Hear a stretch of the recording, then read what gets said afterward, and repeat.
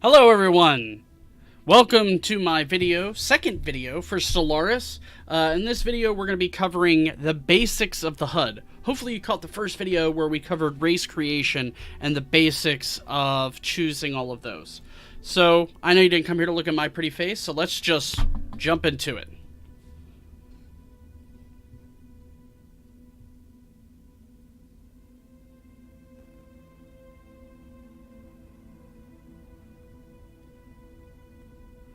Alright, so we're here at the standard start screen of Stellaris, so we're going to click on New Game, and we're going to choose the Prototastia Empire, which is the one that we just created in our previous video. We'll click Select, and then it'll take us to the game detail screen. So from here you'll have different options that are available to you. You can make the empire, or the galaxy, as large or as small as you want. You can give it a spiral shape so that it has different arms that come out, so it's like, you know, whatever. Well, you get the idea. You could do AI empires. So how many AIs do you want to play against? You could go as low as 0 or as many as 18 for this size. The larger the size, the more AI races you can have, up to 30. You could also choose a random number by clicking any of these checkboxes on the left, or sorry, the right. I like to play on a medium, 600 stars, and I'm going to play with about 10 races. Advanced AI starts are basically when the Empire cheats. It controls how many of the regular AIs will start with an initial advantage. But if you're playing on a harder difficulty, they're always going to have an advantage. From there, you can choose different fallen empires that you want, which we'll kind of talk about when we see them in the coming together video. But basically, think if you've seen Stargate SG-1, think the Asgard. Okay, so a hugely powerful empire that doesn't really do much anymore. You have Marauder empires, so like Space Mongolians. And you also have your tech tradition cost. So this is how quickly the game will advance. How quickly you research things. So one is the base, but that does take a long time. It's good if you want a nice, slow-paced game to kind of get you used to everything. What I'm going to be doing is I'm going to actually drop this down so that we're at 0.25, so that when we do our 10-year video, you'll be able to see more in those 10 years. And down here we have habitable worlds, so what percentage of habitable worlds will you have? How many primitive civilizations you'll have, so people that are pre-space flight. So, you know, the bow and arrows, and they have, like, stone axes and stuff. Every game has something called a crisis that's at the end. What the crisis does is it is a massive event that kind of brings the galaxy together and is great because it gives the game an end.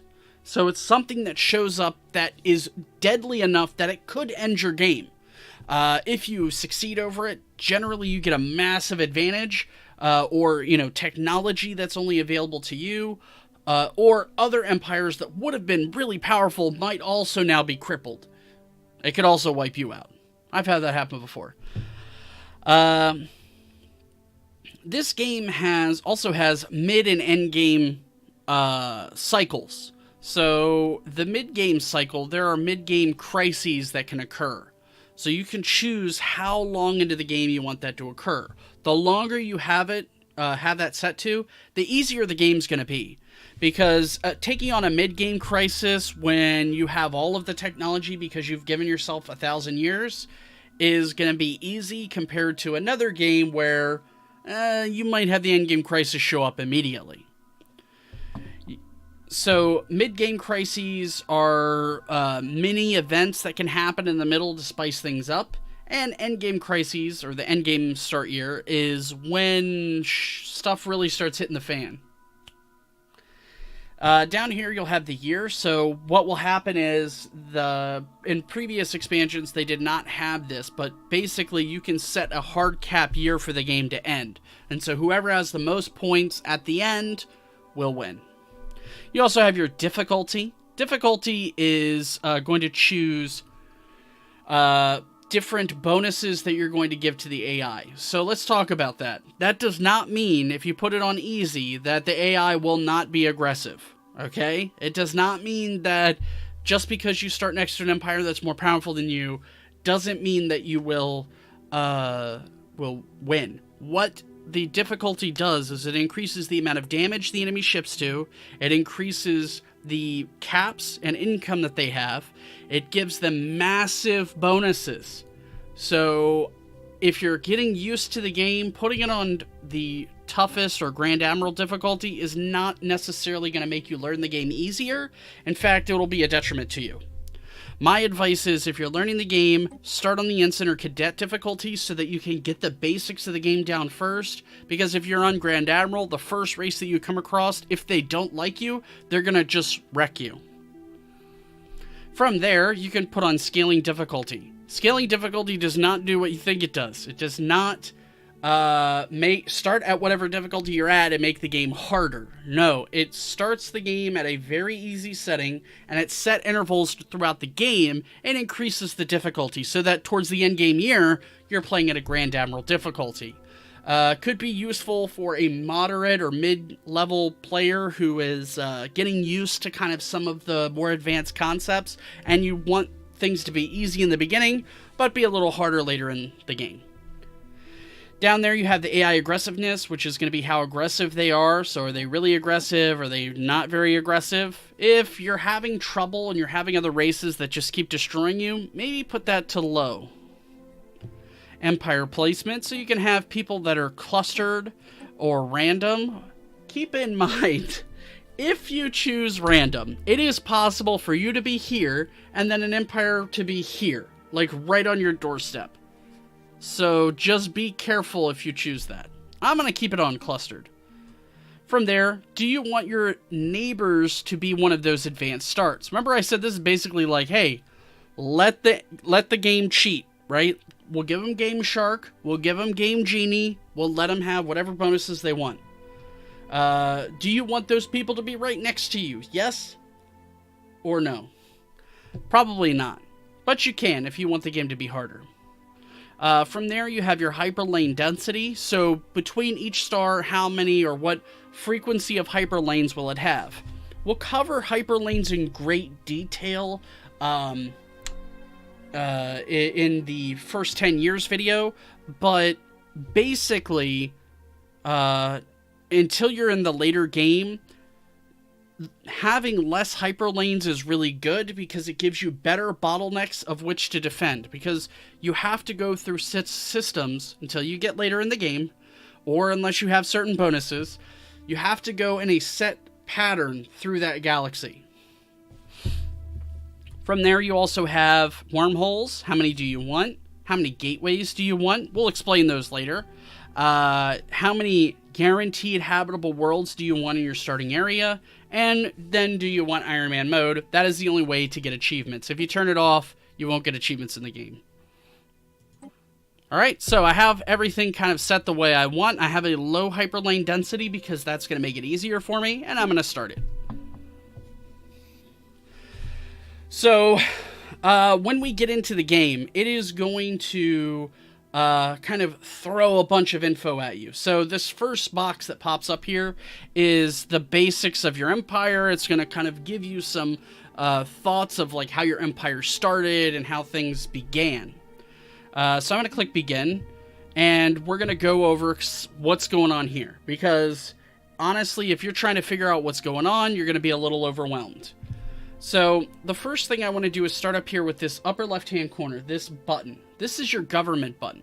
This is going to cover your government. Remember, we have our ruler that we picked, our governing ethics. Hey, we picked those. Our civics, which are right here, we picked those. We also have our authority, imperial, we picked that.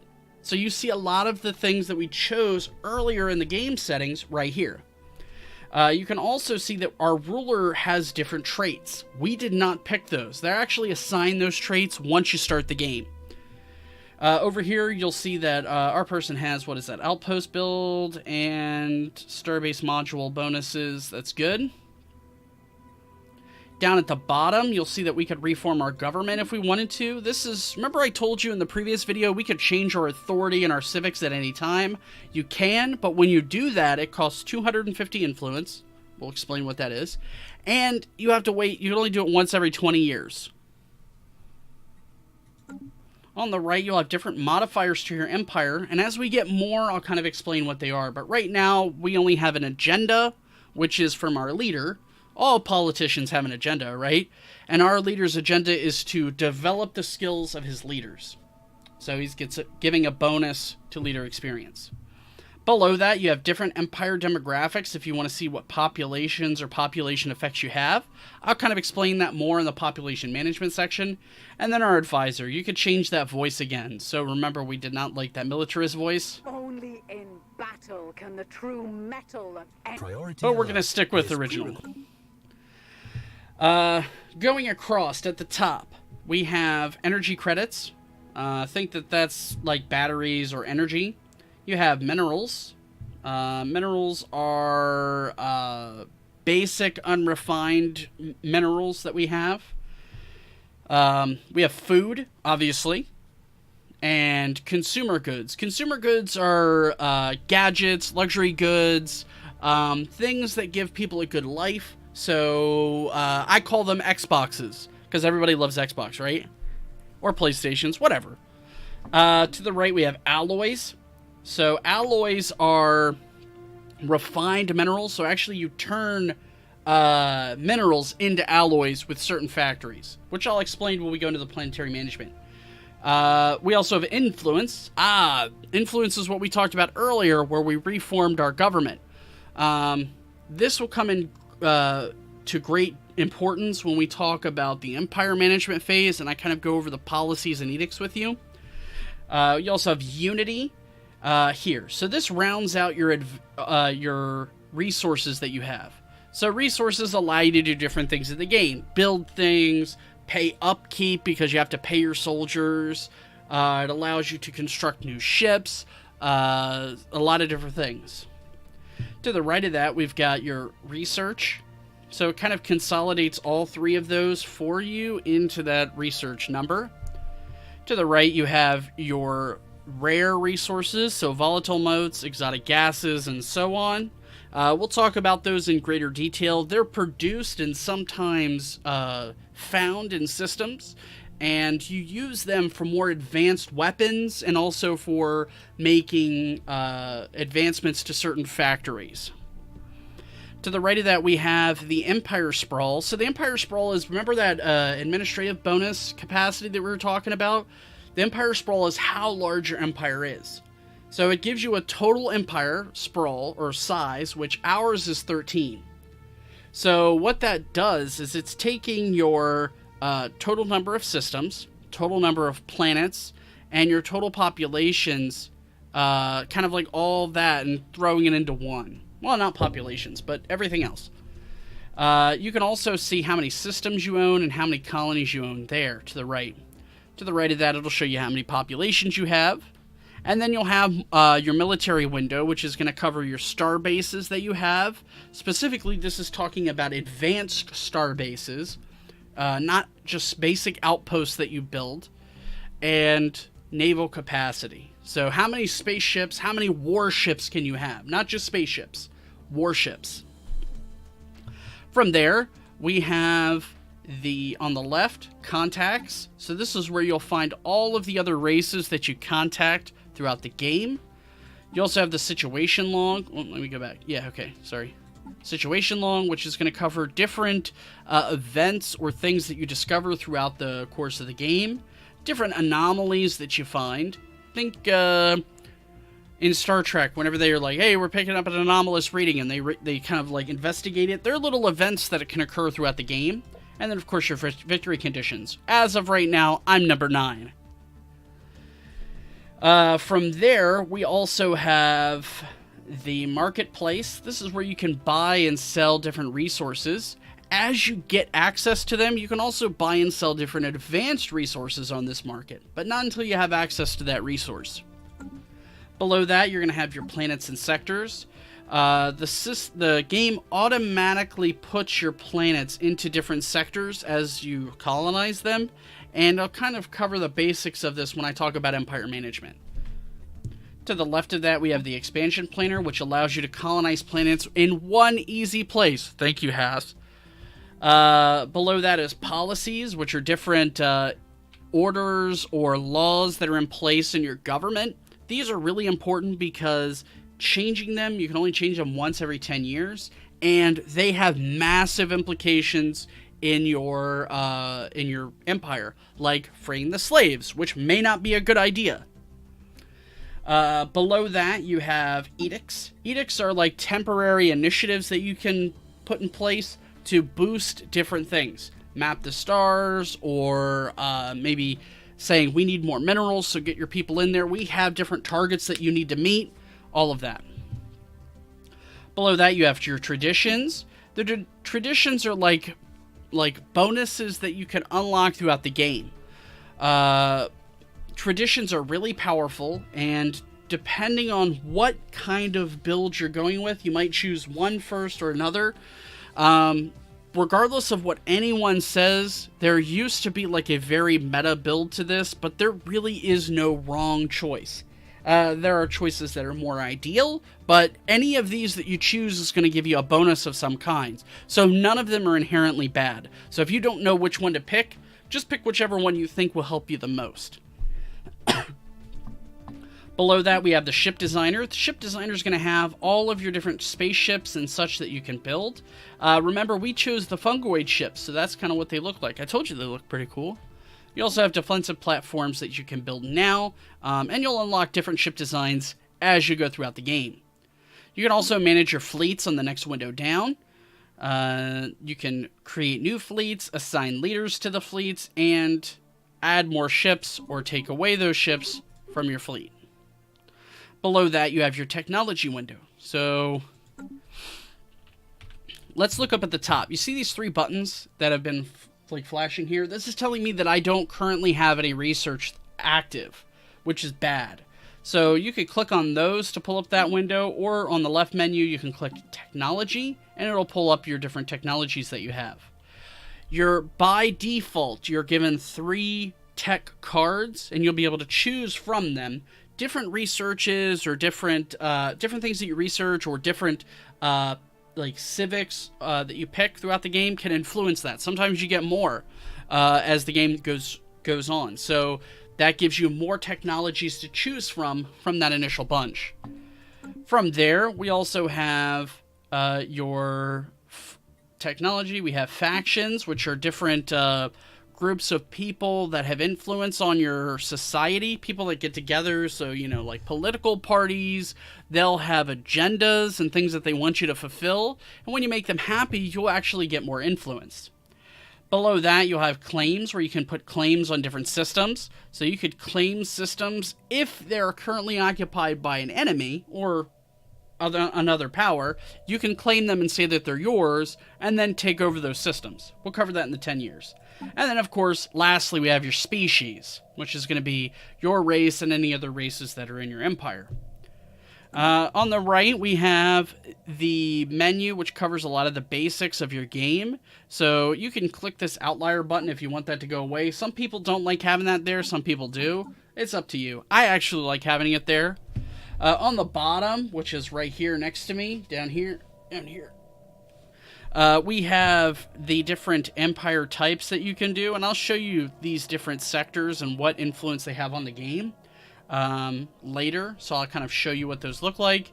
And lastly, we have leaders. Leaders are important, high-ranking officials in your empire that have different things that they influence. And then up here you can control the speed and such of the game. So hopefully that HUD description was helpful to you. It just covers the basics. In my next video, we're going to cover planet management and then empire management, where we're going to cover some very, very, very specific about how to build planets, how the new planetary system works, because it has changed. So if you're a current player, that's definitely a video that you'll want to watch. Or if you're a new player just coming into the fold, that's a really powerful video to watch. So hopefully this helped you guys out. I am at RusherQ on Twitter. You can also find me on Facebook by searching RusherQ. I stream on Twitch regularly, so feel free, if you're looking for a multiplayer game or just advice, check me out, RusherQ on Twitch. And I have a Discord. Links will be on my channel and down below. Feel free to come in. We've got tons of people that are high ranked and that play games. And so if you have questions or if you're not sure how to do certain things, or even if you just want to bounce builds ideas off of somebody, you can come in there and chat with us. So thank you guys so much for your time. And as always, stay safe out there, my friends. Have a good night.